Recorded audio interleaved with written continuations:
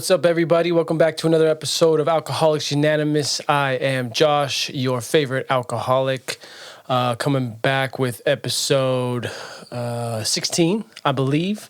Been on a little bit of a tear lately, so thank everyone for tuning in again. Today, we're going to talk about, what is the point of recovery? What are we supposed to be doing? Why is it good for you to get sober, which everybody thinks and would understand that getting clean, getting off drugs is a good thing for your mind, for your body, for your soul, for everyone around you. But there's a whole road afterwards. I think a lot of times what gets glamorized in culture, in society, is the fall. So from going from not an addict to an addict, and then going to rehab is usually where the cycle just ends in those stories. There's not so much of a climb out of the hole, which is the hardest part. Going to rehab is easy. People do that over and over and over again, and they continue to get stuck in that process. So going to rehab, easy. Anybody could do that. You just got to admit, I am an addict. I'm an alcoholic. And there you go. You're in. The hard part is actually not going back to rehab because you don't need it anymore. So I want to talk about that. I want to dive into the ideologies behind that, some societal things that have cropped up because of it. So the question I ask is, what is the point of recovery? And for me, it's to find a life after addiction, to pursue something kind of bigger than yourself, something that you thought you weren't able to accomplish, to find passion in your life again. And it's not, and I think this is what I picked up on in a lot of my AA circles. There were a lot of awesome meetings, a lot of awesome people that I met, people that are going on with their lives, doing big, great things. But what I did notice that what kind of scared me a little bit was this subset of people who kind of got stuck. They got lost in this world of recovery. The attention you get when you're a newcomer, like when I was day 2, I showed up to this meeting, and anybody that's a newcomer want to speak, and I raised my hand. I'm like, hey, I don't know what the fuck's going on. Everything feels weird. I just stopped drinking 2 days ago, and here's where I am. And the attention you get from that is incredible. People come up to you and are like, hey, congratulations, great job, keep coming back, do your thing. You're like a low-key celebrity, the attention you get there. And I could totally see why some people like that attention because, 2-3 months in, you're somewhat experienced. You know what to expect on the day-to-day. You've made it 3 months, which is really hard for a lot of people. But at the same time, that novelty kind of ends, and you're not really the hype anymore. There's newcomers that have come in. You see how they have been treated, and I think some people just like that attention. Not everybody, not even the majority, but I noticed that there were some people that were just kind of stuck in that AA treatment where they'd go a few months, maybe a year, and they would just relapse again and kind of get ingrained in that way of life, which for me, that's not the way you're supposed to do recovery. That's not the way you're supposed to break free of your cycle. I think for me, the point of recovery really is just to pursue something again, something other than drugs and alcohol. And the word pursue means really to just seek to accomplish a goal over a long period of time. And you can't really give a full effort if you're constantly looking over your shoulder, worried about the next relapse, worried about how your feelings kind of get in the way of this or that. You can't really do that. If your goal is to be clean only, which by what I mean by that is if your goal is to be off drugs, that's it. I don't think that's ever going to last. There are some people who just up and quit and move on with their life. More power to you. I am not that person. I needed to find something and find it quick. Otherwise, I was going to bounce back into that lifestyle. So, again, what does it mean to recover? And my answer to that is to find something to pursue again that isn't drugs and alcohol. The reason that is so important to me is because, like, think about the people that you see on the streets, the homeless drug addicts. I'm generalizing here, but there are plenty a number of them, especially if you live in a big city. I live in California. You go into downtown anywhere and you're going to find something. I live in a small town right now.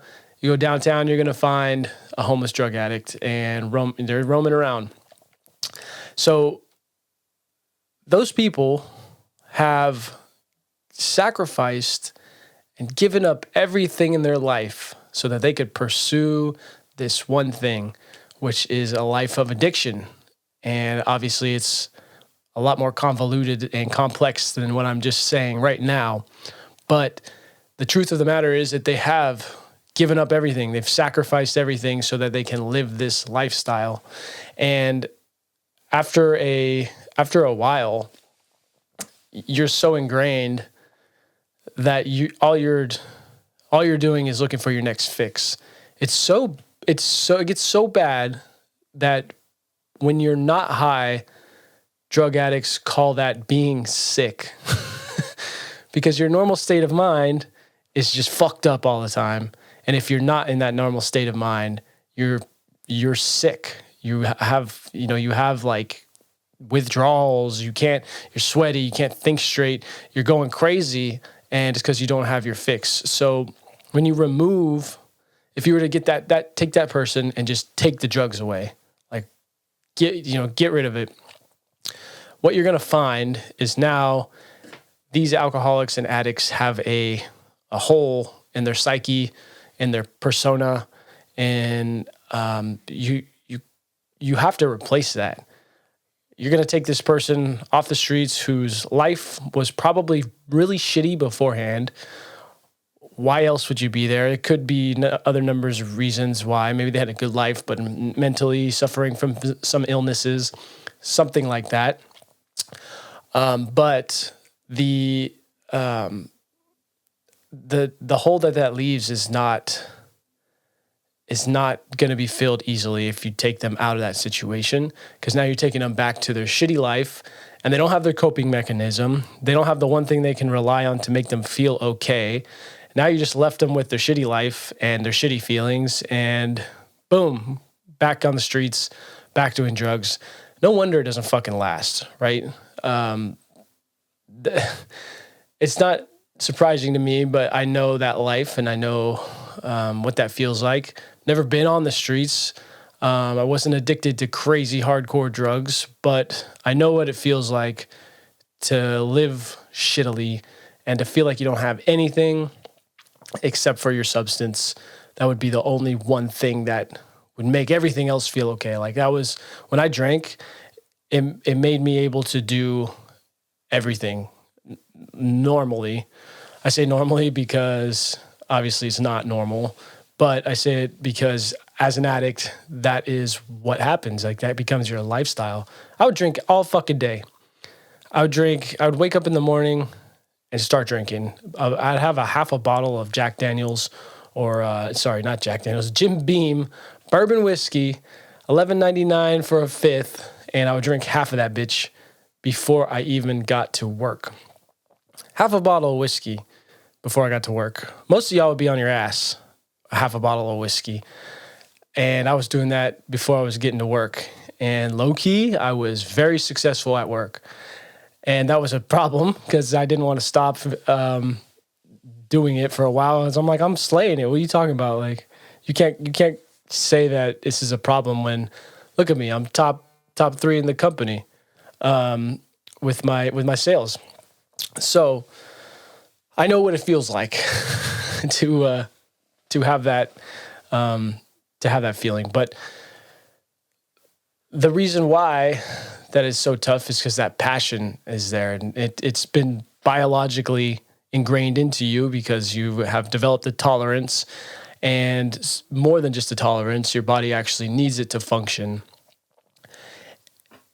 And so that passion there needs to be applied to something else. And what I mean by passion is just like that intense, unbarely able to control desire for something, whatever it is, doesn't matter. Healthy people will treat it like nutrition or exercise or meditation or getting good sleep or pursuing a loved one like a girl or a guy that you're into. There's passion there. When it's a drug addict and alcoholic, their passion is that substance. Like, to this day, I don't know if I could name something that has controlled me so much. Don't get me wrong, I have my passions now. This is one of them.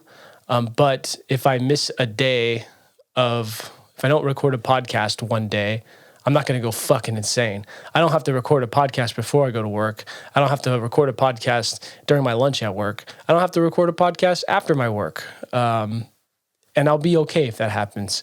When I was on alcohol, when I was drinking alcohol, that was not the case. I had to do all that.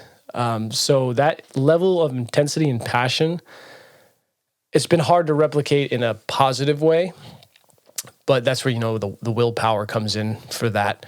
But that's what I mean by passion, is that uncontrollable desire, the willingness and ability to sacrifice for that in order to obtain it. And unfortunately, with a drug and alcohol addict, what you're going to get is a never-ending cycle with that passion. You need to give 1,000,000% to something. It's never going to go away. If you don't fill that void, you're always going to have kind of a hole in your psyche, in your persona. So you have to apply that to something. Hopefully, it's something healthy. Hopefully, it's something beneficial, and maybe something helpful to others. You have to find that thing. Otherwise, you're just going to crumble and fall back into that lifestyle that you hated so much but loved at the same time. It's a very much like Gollum from Lord of the Rings, if you're familiar. This decrepit 500-year-old thing who is addicted to this ring. And even in the movies and in the books, they say like he loves and hates the ring because he's addicted to it. Like he needs it to function, but he hates what it does to him. And he would give up and sacrifice literally anything and sacrifice himself, spoiler alert, to get it in the end. And does actually succeed in getting what he wanted, but I won't spoil the rest. So you have to find something to apply that passion, that intensity to. If you don't, you will die in a fiery pit of lava, in a volcano. So now the next question is like, how do you find that? How do you discover what can give you that passion? Well, there's only one real answer, and that's just to try shit. Just do things. Go out of your way to try something you've never done before. Go out of your way to do something you haven't done in a while, something that you know you love. And it could be something really, really simple. Like I used to play baseball. I was good, not great, but I really loved the batting practice. And for those of you who don't know, batting practice is literally just that. You stand in this cage, somebody throws a ball that's hopefully in the strike zone, and you just swing. It's not thrown fast. You're just working on your reps, getting your cuts in. And it's, for me, one of the more therapeutic things that you could really do sports-wise.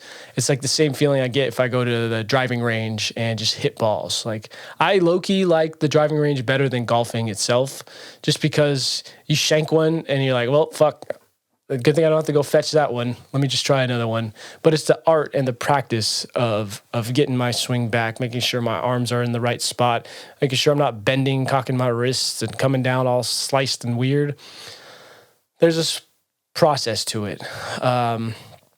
So something like that would be great to try and do again.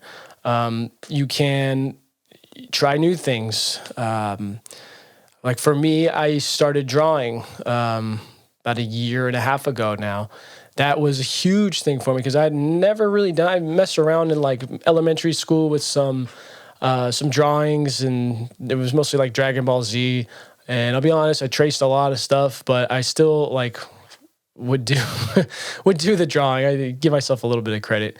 But now when I draw, like it's completely different. Like I'm very focused. It'll take me an hour or two to finish a portrait or something. Sometimes it comes out great. Sometimes it comes like ass. But the main thing is that I'm going after it. Don't be afraid of the failure. Embrace that. Actually, failure is most times good when you're trying things like this. Failure is not good when it involves drug and alcohol, and you fall back into a drug addict lifestyle. That's not the good failure, although you can learn from that in the end.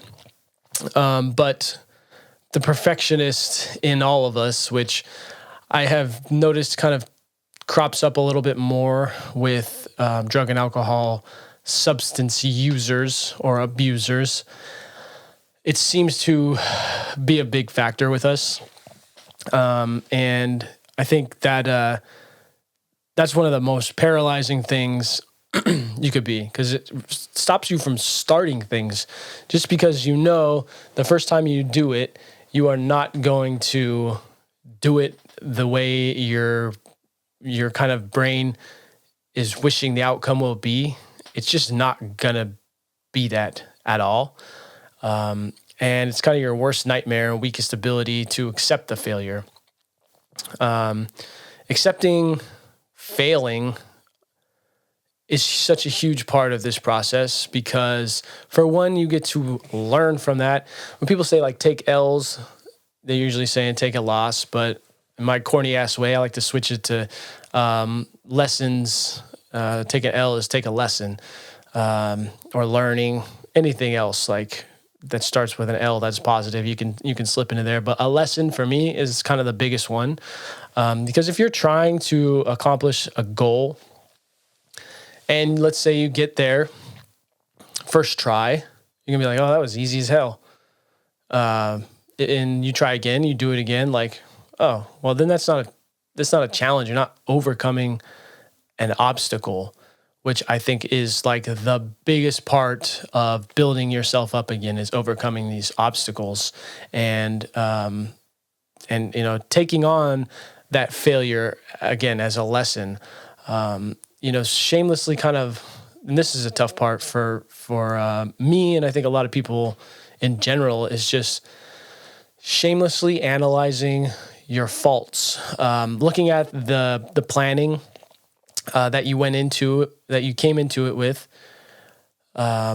executing, like the execution of that plan. How did it go?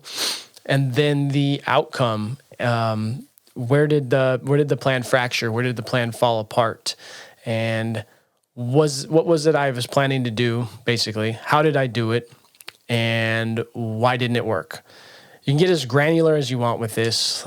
I think it's best to, there's a certain level, you don't want to get too crazy, but I think it's best to deep dive into that. I love doing this for myself because this often was something I didn't think about. When I was young, I was really good at a lot of stuff. I was smart, like in school, for example, up until probably, 8th grade, I had like straight A's across the board. And maybe 7th or 8th grade, somewhere in there, straight A's across the board. And I literally never studied. I never did anything that would, need me to expend any extra effort. So of course, in my head, what gets ingrained is, you got this. It's very easy. You don't need more effort to accomplish this mission. And that was terrible for me because then when stuff started getting a little bit more complex and a little more complicated, I didn't have those study skills developed. I didn't have the willingness to, as soon as I like faced some resistance, it was, okay, fuck, like what is this? I don't understand this feeling. And instead of like jumping in and diving into it more, my brain just said, well, that's about it. Like, try your best and accept what you get. And so at that point, I became like a C student. My GPA when I graduated high school was horrible. And you wouldn't believe it now because you're like, this guy's probably the smartest guy I know, maybe the smartest guy on the entire planet, possibly galaxy. But school-wise, I'm terrible just because I'd never developed those skills from a young age of, okay, I got to focus on this. I got to see where locate where the missing pieces are. That's the toughest thing for me to do most of the time.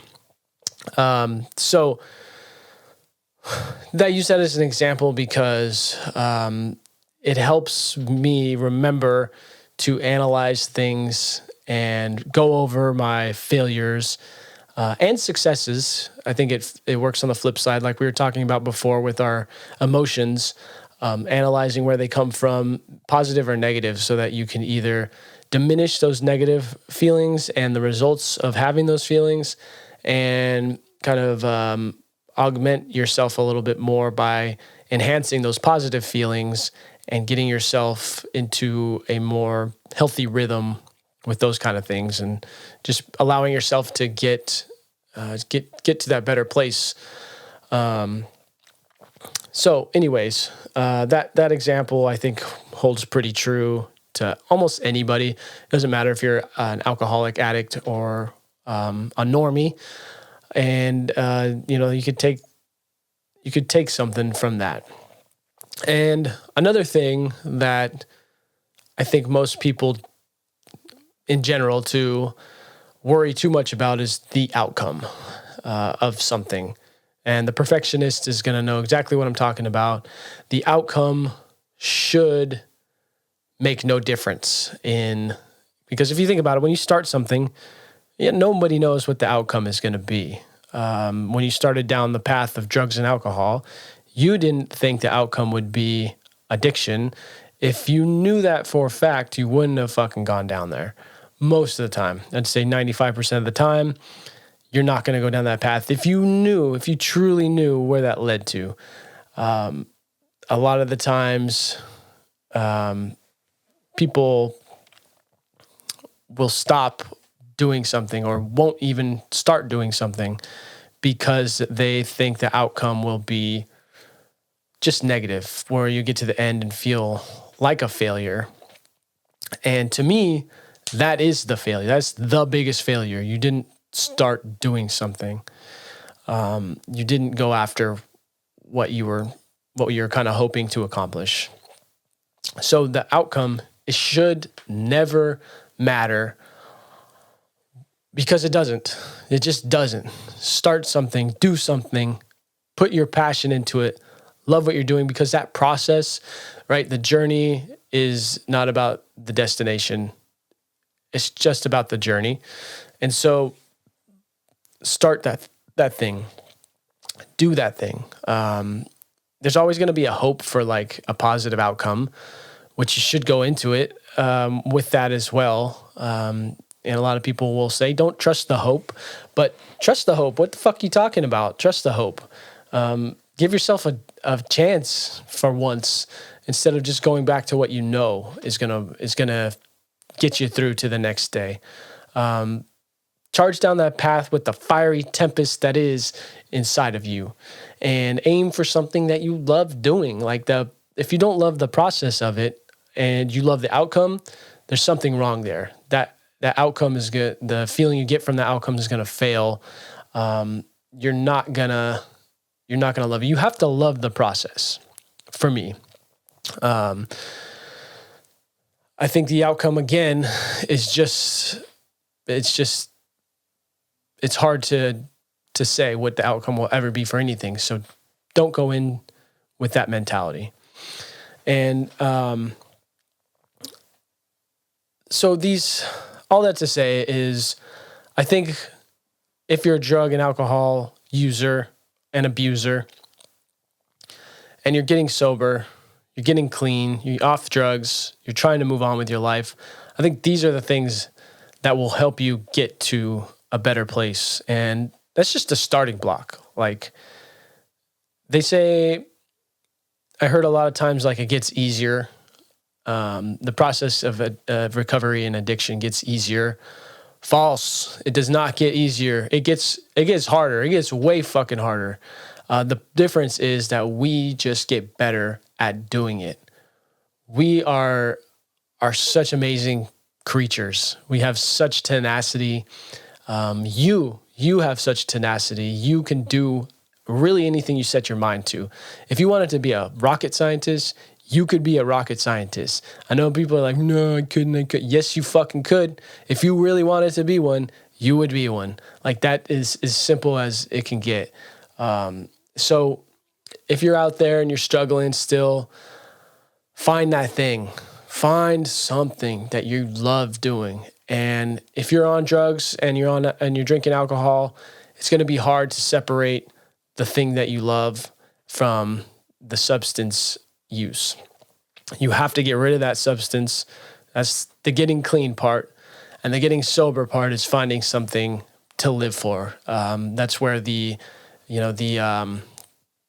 higher purpose, the higher calling that we're all looking for. I think it's step 2. Step 1 is admitting that you were powerless over drugs and alcohol. I believe step 2, don't quote me on this. It's been a while since I've been to AA. Don't worry about it. But it's admitting that there's the power higher than yourself and greater than yourself, which people interpret that as God a lot of the times, which, sure, if that's your higher power, then great. That's your thing. But to me, the higher power is the thing that you're able to give to, the thing that you're able to help with or add to in a positive way. Like, that's the higher power. That should be the thing that gets you going and keeps you going. It really makes no difference what the outcome is going to be. Like I said, just hammer away, get after it, do your thing. Don't look back, except when it's healthy to. And just charge in. Just give that full attention and intensity that you had towards drugs and alcohol, and give that to something else. All right. That's it. That's episode 16, I think. God, I got to pay attention to this stuff. But make sure you like, subscribe, comment, follow, review, do all that stuff. This podcast is available on Spotify, Apple Podcasts, wherever you are listening to this. Thank you so much. I appreciate and love each and every one of you. Thank you so much for tuning in. I'll catch you next time. Peace.